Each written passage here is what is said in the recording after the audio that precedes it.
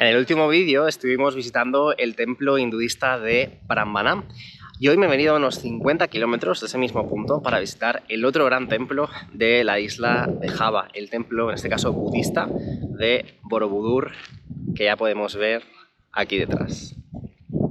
El motivo por el que hay dos templos tan importantes a tan poca distancia el uno del otro es que durante siglos la isla de Java su control estuvo en disputa entre dos grandes reinos. Por una parte, un reino budista y por otro un reino hinduista, que decidieron construir aquí, en los alrededores del actual Yogyakarta, pues cada uno un gran templo como muestra de su poder y de su época de máximo esplendor. El primero en ser construido fue el templo budista de Borobudur, en torno al año 750. Su construcción se demoró unos 75 años y justo después, ya entrado el siglo IX, los hinduistas pues decidieron construir el templo de Prambanan. Algo que me ha llamado la atención de este templo y que ya he visto en otros sitios de Asia, como si recordáis cuando visitamos los templos de Angkor Wat en Camboya, es que durante siglos estuvo completamente abandonado. Hay varias razones para esto.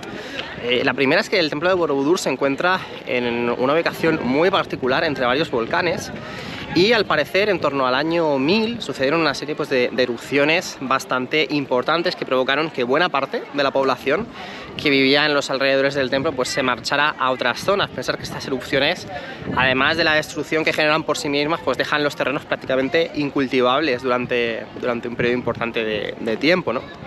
Y la siguiente razón es que en torno al siglo XV, cuando los comerciantes árabes empezaron a llegar a Indonesia y empezaron a expandir el Islam, pues esta se convirtió en la religión mayoritaria en la isla de Java e hizo que el budismo pues bajara en cuanto a popularidad, ¿no? Tuviera pues menos fieles, menos adeptos. En cualquier caso, desde pues, mediados del siglo XV hasta ya entrado el siglo XIX, este templo pues, quedó prácticamente ocultado por la vegetación, por la ceniza volcánica, y no fue hasta el año 1870, creo recordar, que dos exploradores, tanto británicos como holandeses, pues redescubrieron, ¿no?, de alguna forma este templo y se comenzaron pues, diferentes trabajos de recuperación que han convertido al templo pues, a día de hoy en lugar declarado pues, Patrimonio de la Humanidad y en una de las principales atracciones turísticas de Indonesia. Como veis, pues hay bastantes visitantes, es un sitio pues, muy popular, tanto por locales como por extranjeros. Y bueno, pues lo cierto es que es un sitio que si venís a Yogyakarta pues tenéis que visitar sí o sí. En cuanto a la estructura del templo, decir que está construido en forma piramidal, en forma de stupa, y tiene 9 niveles diferentes. Los 6 primeros en forma de base rectangular y los 3 últimos en base circular, hasta que ya llegamos al último nivel de todos, que conforma la cúspide, ¿no?, la stupa. Algo bastante curioso es que a lo largo de todo el templo, pues se puede apreciar desde aquí, hay hasta 504 esculturas de Buda. Algunas están se pueden ver en su totalidad, a otras pues les falta alguna cabeza, algún brazo, bueno, están en periodo de restauración, ¿no? Pero pues resulta muy curioso, ¿no?, ver cada una de estas estatuas de diferentes formas, con diferentes expresiones.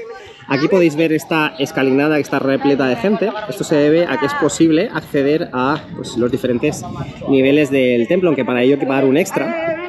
Por lo que se ve antiguamente se podía subir sin coste alguno, pero bueno, se ve que están intentando rentabilizar la entrada del templo y pagando un extra y contratando un tour. Aquí podéis ver a uno de los guías, pues se puede seguir haciendo esta visita.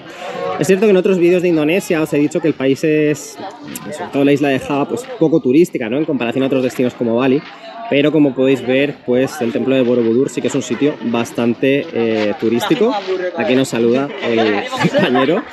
Y os recomiendo, pues, ya digo, venir lo antes posible para evitar pues este tipo de colas, este tipo de masificaciones y poder disfrutar por completo de la visita del templo. Además es muy recomendable que vengáis lo antes posible para disfrutar del amanecer. El templo abre a las 6:30 de la mañana. Con lo cual, pues bueno, puede ser una buena idea madrugar y llegar aquí de los primeros para disfrutar de una visita que ya digo, pues resulta muy interesante. En cuanto a la mejor forma de llegar al templo de Borobudur, os digo pues algo parecido a lo que os decía en el templo de Prambanan. La mejor opción es contratar pues un conductor, negociar el precio con él, ya sea a través de la aplicación de Grab, el Uber indonesio, o pues directamente en la calle acordar el precio. Yo he pagado unas 200.000 rupias indonesias, que viene a ser unos 10-12 euros al cambio por el viaje del trayecto de ida. Tened en cuenta que Borobudur está a unos 50 kilómetros, lo que viene a ser pues casi una hora y cuarto de viaje desde el centro de Yogyakarta, así que bueno, 12 euros me parece un precio razonable. Si contratáis un tour privado, los precios pues van a ser 7-8 veces superiores solamente por el transporte. Luego vais a tener que comprar de cualquier forma vuestra entrada de forma individual. Así que ya sabéis, la opción más económica desde Yogyakarta, contratar un conductor, un taxista que os traiga a Borobudur. Y luego cuando terminéis vuestra visita, pues ya digo, a través de la aplicación de Grab vais a poder encontrar fácilmente conductores. Da de alguna forma la sensación de que el templo se encuentra en mitad de la nada, pero ya digo, es una zona muy turística. Una vez que salimos del recinto del templo, pues vamos a encontrar restaurantes, cafeterías y ya digo que encontrar un conductor pues no resulta para nada complicado.